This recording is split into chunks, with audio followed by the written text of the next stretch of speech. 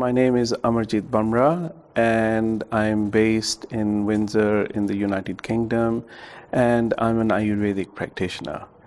With my passion for Ayurveda, I have been very closely involved with initially going back to 2009 to set up a campaign to save herbal medicine. There was unfortunately a directive that came through the European Union which basically prohibited the importation of herbal medications into Europe from outside the European boundary. And so we then set up a campaign to fight this directive in 2009 at the Houses of Parliament in London. And you'll be pleased to know that within 6 weeks of the date that we set the campaign, which was the 12th of November 2009, that we had over 1.5 million signatures, which we then presented to the British government. And the outcome of that petition was that the British government decided to annul that directive as far as UK was concerned, but gave permission for practitioners like me and other practitioners for example, traditional Chinese medicine and other Western herbal medicine, so that they can actually import, for example, like for Ayurvedic treatments, so you can import herbs in fresh or in dry form from a country like India, and that can be safely imported into the UK, and providing that the Ayurvedic practitioner has relevant qualifications and is therefore able to prepare Ayurvedic medicines which he can then offer to his or her patients. So from there on, we went on to then set up what today is known as the All-Party Parliamentary Group on Indian Traditional Sciences, which basically is a cross-party parliamentary group from both houses of Parliament in England, encompassing over 24 members. And I have the privilege to administer this group.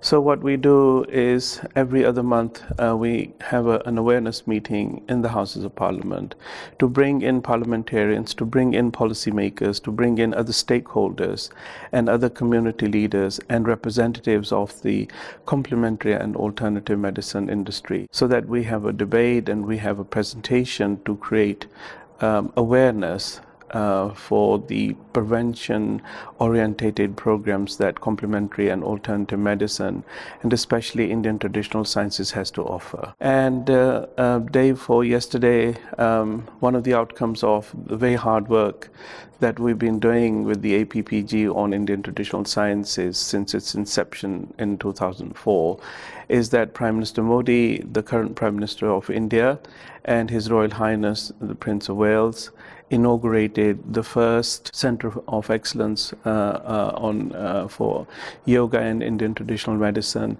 in London, whereby we will now have research-orientated programs running at this research centre, which is part of the NHS England program. So all the studies that will transpire and that will take place will be then validated and understood by the health authorities in the UK. In the West, the choice for becoming vegetarian or vegan is really a lifestyle choice. So we have almost 2 million vegans and vegetarians in the UK as far as the general public is concerned. But there is a great respect from the parliamentary community for the vegetarian and the vegan community.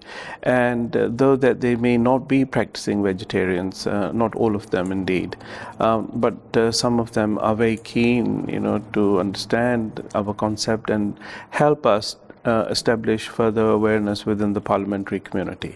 We're now living in times where, for example, what is natural has been put into a bracket.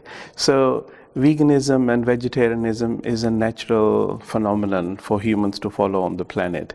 But we've been put into a bracket, so they call us vegetarians or they call us vegans. That means that whatever the rest of the human population is doing, and that's natural.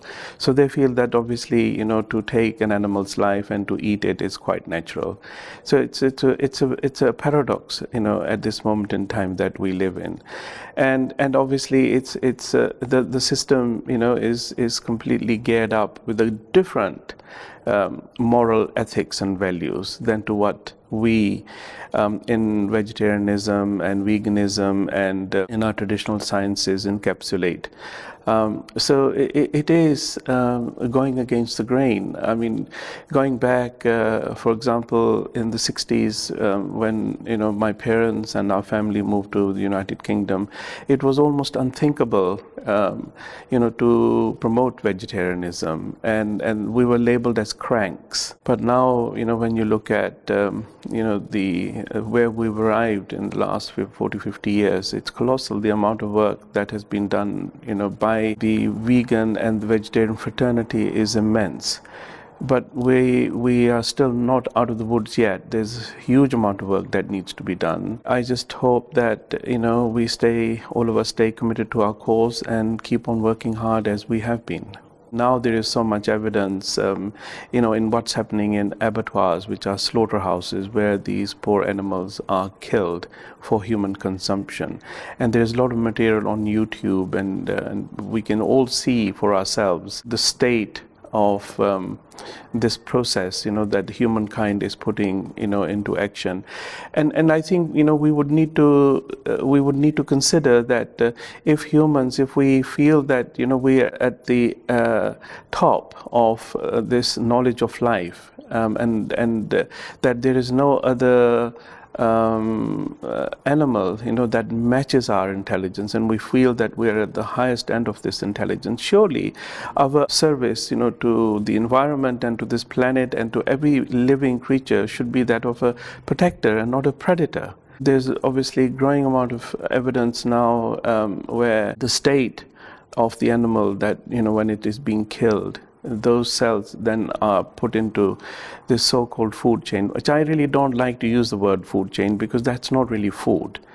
So we have to think of a word that we can really describe that as an alternative to food. And that obviously comes into the system, into human health. And in Indian traditional sciences, we say you are what you can digest. And unfortunately, when you're eating products of that nature, and it takes a long time for the metabolism to process all those products, and obviously are not of any real benefit to human diet.